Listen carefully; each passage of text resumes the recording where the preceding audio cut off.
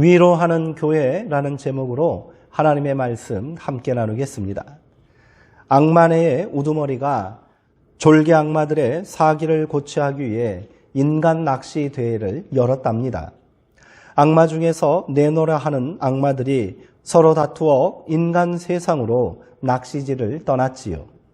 저녁 때가 되자 낚시를 떠났던 악마들이 낚시 바구니를 들고서 돌아왔습니다. 우두머리 악마가 각자의 수확량을 조사했답니다. 그런데 놀라운지고 한 악마의 낚시 바구니에서는 꺼내어도 인간이 끝없이 쏟아져 나오는 것입니다. 우두머리 악마가 말했답니다. 이번 낚시 대회의 대상은 말할 것도 없이 너의 차지이다. 그런데 무슨 미끼를 썼길래 이렇게 많은 인간을 낚아왔느냐? 대상 수상자가 이렇게 대답했습니다. 포기라는 미끼를 썼습니다요. 너는 이미 늦었다. 너는 이젠 안 된다. 너는 아무짝에도 쓸모가 없다. 이런 낚싯밥을 썼더니 이렇게 많이 딸려왔구만요. 네. 피식 웃고 지나갈 유머입니다만 뒷맛이 씁쓸하기만 합니다. 공격적이고 독한 욕설보다 사람을 더 심각하게 무너뜨리는 것은 이처럼 부정적이고 비판적인 냉소입니다. 지금 우리는 위로가 필요한 시대를 살고 있습니다. 모두가 지쳐 있고요. 무기력함을 느끼고 있는 것만 같습니다. 끝이 보이지 않는 것만 같은 코로나19 사태 때문에 그렇기도 하거니와 어느 곳에서도 희망을 찾기 힘들기 때문입니다. 이럴 때일수록 의식적이라도 위로와 칭찬의 말을 전하며 살아야 하지 않을까요? 힘들지? 괜찮아. 잘 될 거야. 이렇게 말해 보십시오. 그저 지나가는 말이라도 좋습니다. 지쳐있는 자기 자신을 향해 그리고 힘들어하는 가족에게 또 낙담하고 있는 친구들에게 그렇게 했으면 좋겠습니다. 오늘은 수정동교회 2022년 교회표 오직 여호와를 앙망하라 이에 따른 마지막 세 번째 실천 과제인 위로하는 교회를 주제로 하여 말씀을 나누려고 합니다. 신앙이 가장 빛을 발할 때는 고난과 절망의 어두운 터널을 지날 때입니다. 이때 교회는 상처받은 심령들을 향해 진정한 위로가 되어야 합니다. 말씀을 통해 성도님들 모두가 하늘의 위로를 통하여서 기쁨과 감사가 넘치는 성도의 삶을 사시기를 먼저 주님의 이름으로 축원드립니다. 전도서 4장에는 이런 말씀이 있습니다. 내가 다시 해 아래에서 행하는 모든 학대를 살펴보았도다. 보라, 학대받는 자들의 눈물이로다. 그들에게 위로자가 없도다. 그들을 학대하는 자들의 손에는 권세가 있으나 그들에게는 위로자가 없도다. 전도서는 솔로몬이 노년에 쓴 지혜서라고 합니다. 부와 명예, 권력의 최정점에 섰던 솔로몬 아닙니까? 또한 그는 지혜의 대명사처럼 불립니다. 그러나 사리를 판단할 수 있는 비범한 지혜가 있고 산천초목도 벌벌 떨게 할 힘을 가진 자신도 할 수 없는 일이 있었다는 것입니다. 그것은 위로자가 되는 것입니다. 아무리 애를 써도 모든 사정을 살피고 돌볼 재간이 없었다는 회한이 담긴 고백이며 동시에 자기 자신도 결국에는 백성들을 눈물 짓게 하는 학대자가 아니었는가 하는 자책이 아니겠습니까? 진정한 지혜란 자신의 한계를 아는 것이라는 말이 정답인 것 같습니다. 그런 의미에서 솔로몬은 지혜자가 맞는 것 같네요. 그의 말을 단편적으로 해석한다면 인간은 세상 어디에서도 위로를 받을 수 없다는 절망적인 말처럼 느껴집니다. 그러나 솔로몬이 진짜 하고 싶은 말은 그게 아닙니다. 그의 말 속에는 인간의 모든 위로는 헛되나 오직 하나님만이 진정한 위로자가 되신다라는 깊은 고백이 담겨 있습니다. 오늘 함께 읽은 이사야 61장의 말씀은 이 사실을 더욱 분명하게 증거하고 있는 것입니다. 본문 1절의 말씀은 주 여호와의 영이 내게 내리셨으니 이런 고백으로 시작됩니다. 이사야는 이 영을 지혜와 총명의 영이며 모략과 재능의 영이고 지식과 여호와를 경외하는 영이라고 11장 2절에서 말했습니다. 그렇다면 이 놀라운 여호와의 영을 받은 나는 누구일까요? 이사야는 그를 여호와께서 기름을 부으신 자라고 불렀습니다. 기름 부은 자라는 말의 히브리어 원어가 바로 메시아입니다. 이사야는 지금 메시아를 대망하는 예언의 말씀을 증거하고 있는 것이지요. 그의 예언 그대로 예수님은 나사렛 회당에서 첫 주임 설교를 하실 때 자신이 이사야의 예언대로 이 땅에 오신 메시아라고 선포하셨습니다. 이사야 61장의 예언은 그래서 희망으로 가득합니다. 어느 곳 하나 어두운 구석이 없이 온통 밝은 빛으로 채색되어 있는 것만 같습니다. 그렇다면 하나님께서 우리에게 메시아를 보내주시는 목적은 무엇일까요? 본문이 증거하고 있는 그대로입니다. 가난한 자에게 아름다운 소식을 전하게 하려 하심이며 마음이 상한 자를 고치고 포로된 자에게 자유를, 갇힌 자에게 노임을 선포하는 것입니다.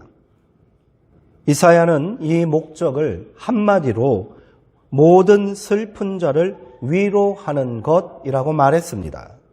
그렇습니다.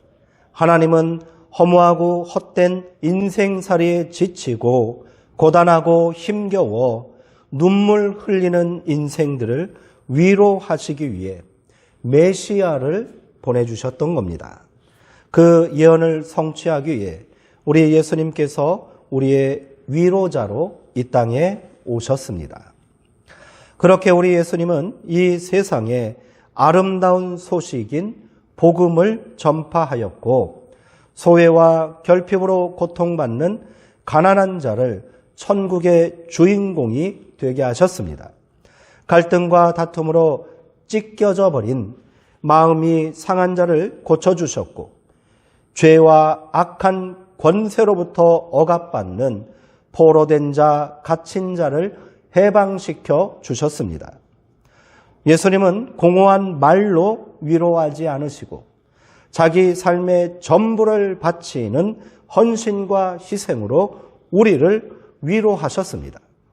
우리 주님은 온몸을 던져 절망과 탄식 가운데 있는 인생들에게 이사야가 예언한 그대로 여호와의 은혜의 해와 하나님의 보복의 날을 실현하셨습니다.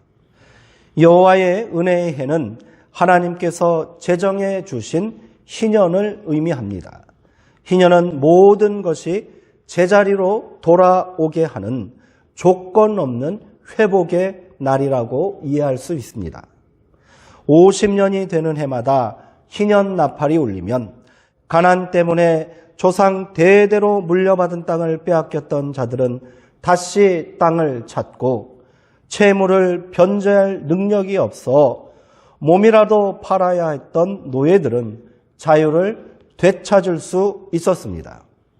여기에 그 어떤 조건을 들이댈 수 없고 사사로운 이익을 셈할 수 없습니다. 하나님께서는 이스라엘 공동체가 계속해서 이 은혜 가운데 머물기 위해서는 반드시 이 법령을 준수해야 한다고 명령하셨습니다. 그러나 그들은 당장의 이익과 더 큰 욕망에 눈이 멀어 이를 지키지 않았습니다. 그렇게 그들은 하나님의 은혜로부터 멀어진 저주받은 삶을 살아야만 했지요.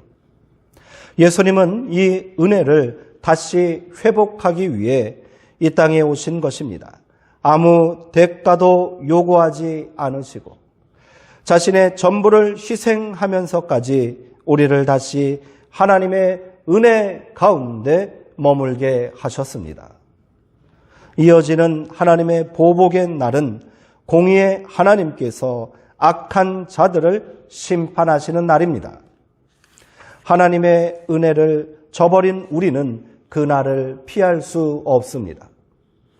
그러나 주님은 우리가 받을 심판을 자기 목숨으로 대신하시고 우리에게 구원과 영원한 생명의 길을 허락하여 주셨습니다.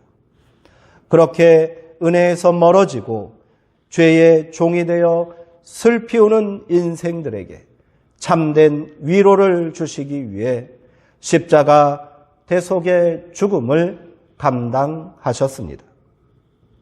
그 결과 우리는 부요하게 되었고 치유받게 되었으며 자유케 되었습니다. 우리에게 진정한 위로가 찾아온 것입니다. 이사야는 너희에게 그날이 찾아오면 슬퍼하는 자들은 기뻐하고 근심하는 자들은 찬송하게 될 것이라고 예언했습니다. 이사야 61장 3절의 말씀을 함께 읽어보겠습니다.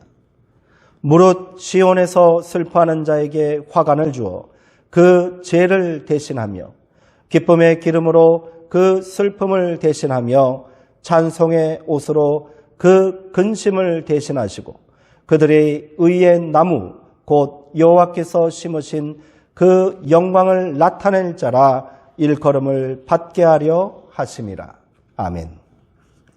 메시아 예수 그리스도께서 이 모든 예언을 이미 우리에게 성취해 주셨습니다. 이제 우리는 죽음과 같은 절망 속에서 허우적거리며 죄와 같은 무가치한 존재로 살았던 지난날의 삶에서 벗어나 성령의 기름으로 치유받은 화관을 쓴 영화롭고 존귀한 존재가 되었습니다. 그러니 사랑하는 성도님들이여 더 이상 슬퍼하지 마십시오. 주께서 우리를 위로하셨으니 이제 눈물을 멈추시고 기뻐하십시오. 근심을 거두시고 찬송하십시오. 그리고 잊지 마십시오. 하나님께서 그의 아들 메시아 예수 그리스도를 우리에게 보내주시고 우리를 온전하게 위로하신 거룩한 뜻이 있다는 사실을 말입니다. 이사야는 그 뜻에 대하여 그들이 의의 나무 곧 여호와께서 심으신 그 영광을 나타낼 자라 일컬음을 받게 하려 하심이라 이런 축복의 예언을 선포했습니다. 우리는 하나님께서 이 땅 가운데 심어주신 의의 나무입니다. 나무된 우리는 그 영광을 나타내는 자 되어 반드시 숲을 이루어야 합니다. 그 영광은 화관과 짝을 이루는 말입니다. 하나님께서 우리를 위로하시고 씌워주신 화관은 나 홀로 누리는 영광이 아닌 것입니다. 여전히 슬퍼하고 근심하는 자들, 그래서 참된 위로를 갈망하는 자들이 함께 써야 할 영광이며 위로입니다. 하나님께서는 그 영광스러운 사명을 우리에게 맡겨주신 것입니다. 더 이상 해 아래에서 행하는 모든 학대로 인하여 고통받고 눈물 흘리는 자들의 입에서 위로자가 없다는 탄식이 나오게 해서는 안 됩니다. 그 일을 우리가 시작합시다.